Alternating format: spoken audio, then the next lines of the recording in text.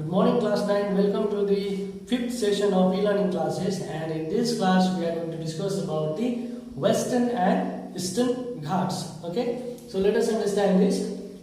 The Western and the Eastern Ghats mark the Western and the Eastern edges of Deccan Plateau respectively, which means that you can see this is your Deccan Plateau region. Okay, this is the Deccan Plateau. So this Western Ghat marks the western edge of the Deccan Plateau, and the Eastern Ghat marks the eastern edges of the Deccan Plateau. Okay, it means that. Now let us understand the next point. Western Ghats are the continuous and can be crossed through passes only. Now this is very important to be understood. Okay, now as you can see here, the Ghats are actually like a hill. Okay, it's not actually a hill, but it's like a hill. That means there is a raised land form. Okay, its elevation is almost is at a height of 900 meter to 1100 meter in the Western and Eastern Ghats. Okay, now let us understand this clearly. Now this is a continuous land form. Okay, that means it can be crossed through passes only. Okay, suppose this is a continuous land form of in the Western Ghat. Okay, so wherever you will get the passes, through that passes only you can cross the this Ghat. Okay, this is your continuous landmass. This is a Western Ghat, and in order to cross another side, in order to cross this hill or Ghat, you have to pass through passes only. You have to cross through passes only. Okay, okay, students.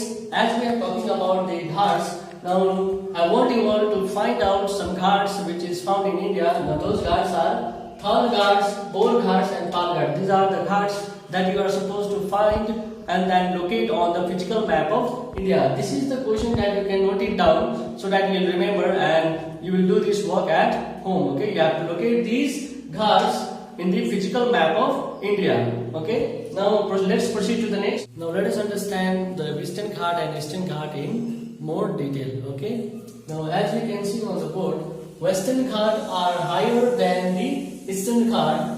Their average elevation is 900 to 1600 meter as against the 600 meter of Eastern Ghat. This means that the average height of the Ghat in the Western Ghat is between 900 to 1100 meter, whereas when we see at the eastern side, that is the Eastern Ghat, the average height is just 600 meter. Okay, that means the elevation here varies from 900 meter to 900 meter to 1600 meter, and in the Eastern Ghat it is just about in the average of 600 meter. Okay, now next point is the Eastern Ghat stretches from Mahanadi Valley to the Nilgiris in the south. Now you can see in the picture this Ghat. Okay, this side is Eastern Ghat.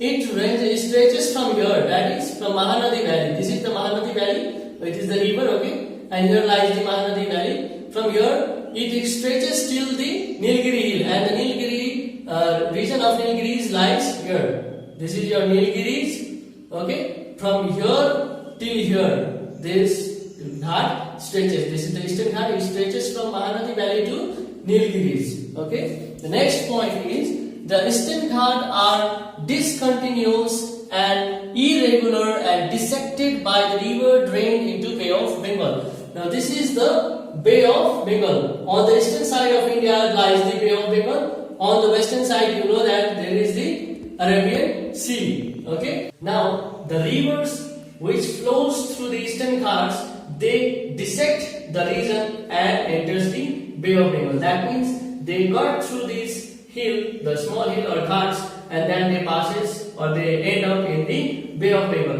While they are passing through this Ghat, when they cross this Ghat, that time they dissect this Ghat and they enter. That is why this Ghat is not continuous. This is discontinuous and it is irregular. Okay. The Western Ghat faces the rain-bearing moist vein and causes the orographic rain. Okay.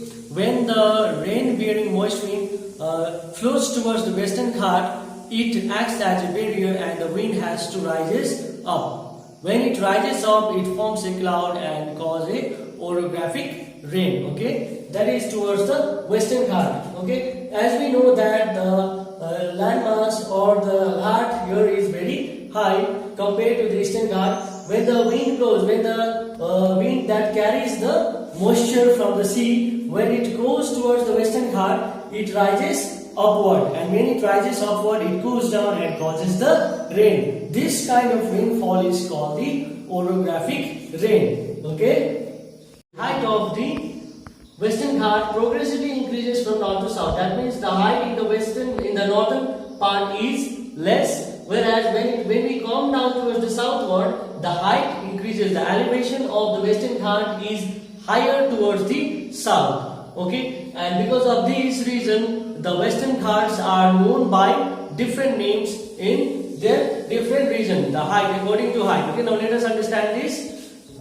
The highest peak includes Anaimudi, which is about 2,695 meter, and the Doda Beta is about the height of 2,637 meter. Okay. Now there are another also, that is Mahendragiri is about 1,501 meter, is the highest peak in the Eastern Ghat. Now as we have already discussed about the Western Ghat, the two peaks, that is the highest one is your Anaimudi, and the second one is your Doda Beta, that is in the western side, and Mahendragiri is in the eastern side, and it is the highest peak of the Eastern Ghat. Okay.